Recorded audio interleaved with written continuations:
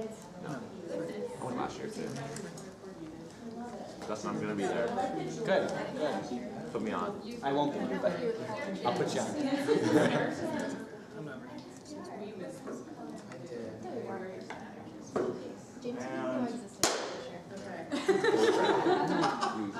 Welcome to the professional development event on negotiating salaries and benefits.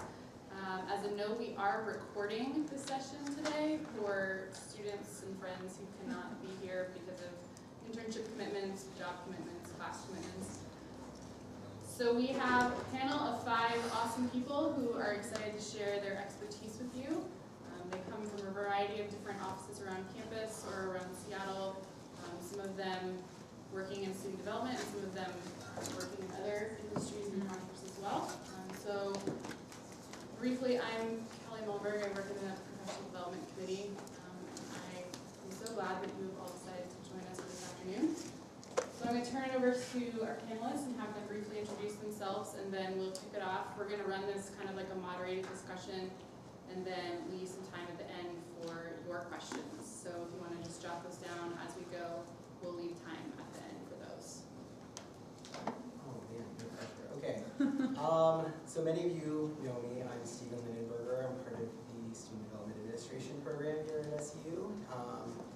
Some fun little brief history about me. A lot of you know that I've spent at least a good 5+ years working in higher education until recently, when I was asked to step down from my position, and so I've been utilizing this time to kind of reevaluate and reassess my life, and so I've decided to just kind of take a step back, focus primarily on the program here, and then focus on another personal passion of mine, which is health and fitness. So I'm kind of currently working in the world of 24-hour fitness.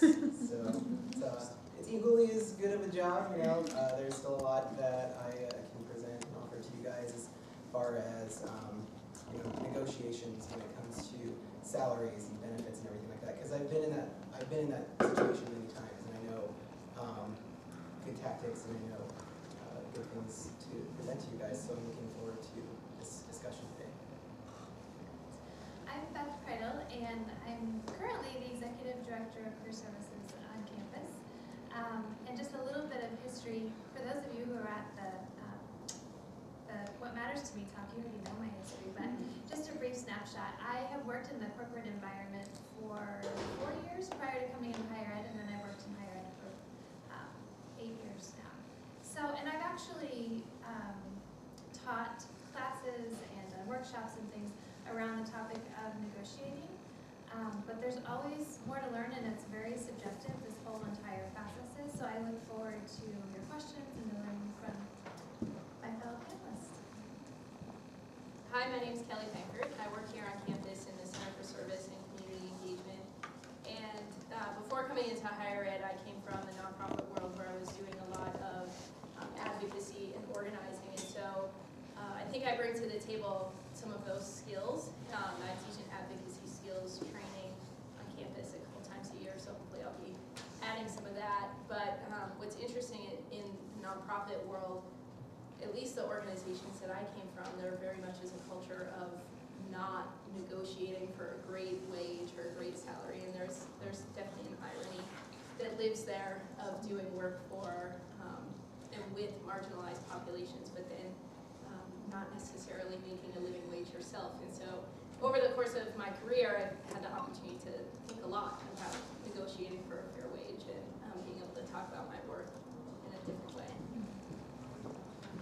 My name is Ryan Hamachek. I'm the Director of Housing and Residence Life at Cornish College of the Arts, and I hire a lot of entry-level student affairs folks.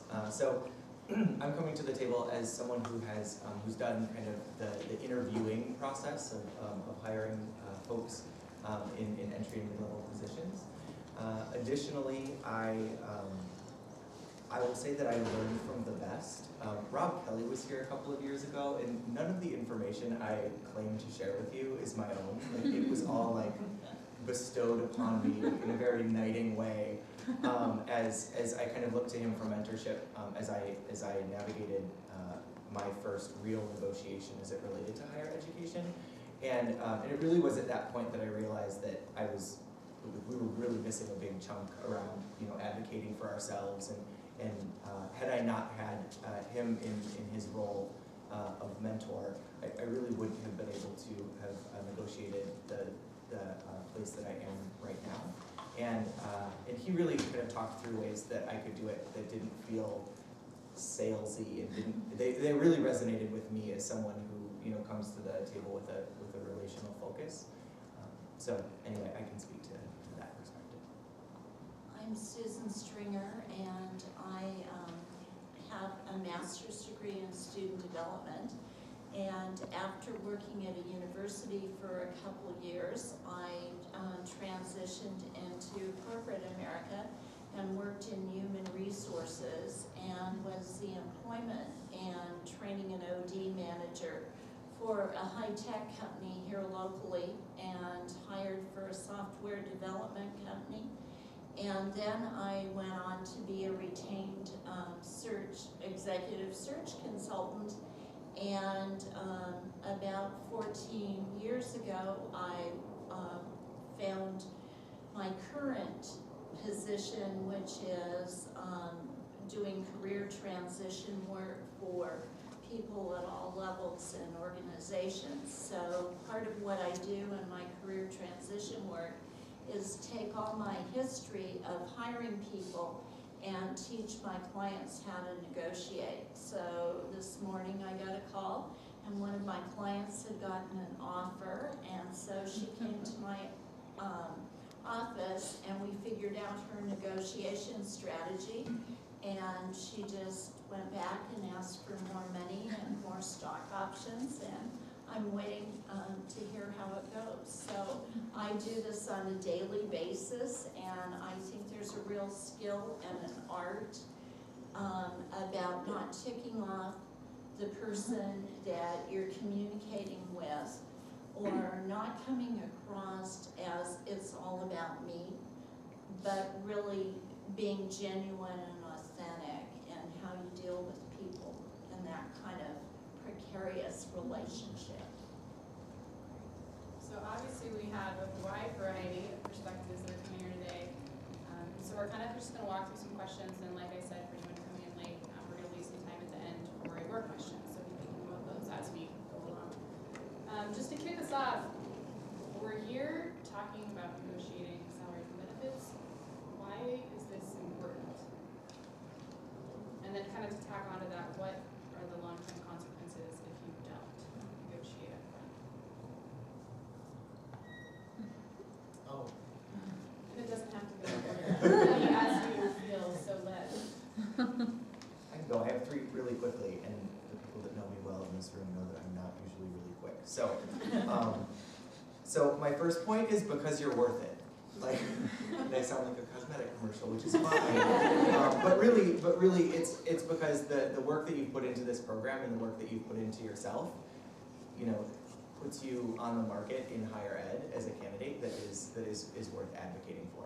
And nobody's going to do it unless you are doing it for yourself. We don't all have a Susan. Well, I wish I did. So because you're worth it, for me, this is really the only time that you're going to have to negotiate this current position in major ways.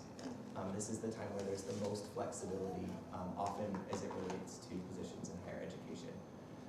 And then finally, I personally think it's one more indicator to the employer that you're well versed in higher education and you know what you're doing. So I actually, when somebody comes back to me and says, I have some questions, to me it actually speaks very highly of their candidacy, and it confirms that I've selected the right person, as opposed to the person who's just like, great, I'll take it. And I'm like, really? We got lots of things in our back pocket. You know, so I think it speaks to skill and an ability to navigate higher ed as well.